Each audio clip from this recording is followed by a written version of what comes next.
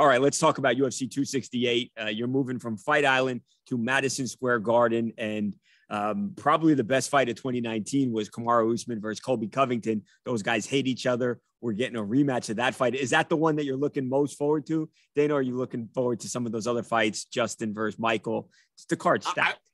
That's the hard part. I mean, the top three fights, you got Gaethje versus Chandler, Weili Zhang versus Rose Namajunas, the rematch. But for me, I mean, Usman versus Colby Covington is one of the greatest fights that I've ever seen. The hatred that those two have for each other, and they're both so good. And Usman is in a place right now where he is the pound-for-pound best fighter in the world. He's arguably right now the greatest welterweight of all time. I mean, he's already lapping guys. He's coming back and fighting guys a second time. He's undefeated in the UFC, right? When you think about it, this kid's 14-0 in the UFC.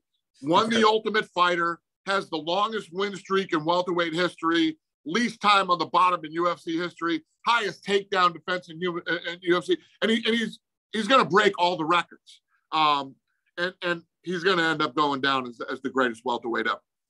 Yeah, I was going to ask that, Dana, what more he had to do. Can he go down as the greatest fighter ever, especially if he continues at the pace? It seems like he gets better every time he goes in, steps foot in the octagon, which is crazy to think about, as good as he already is. Can he surpass John or Anderson Silva, whoever you might say is the greatest of all time? I agree with you 100%. Yes.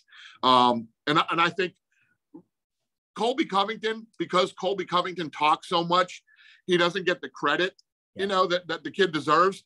Colby Covington is a badass. He's very, very good.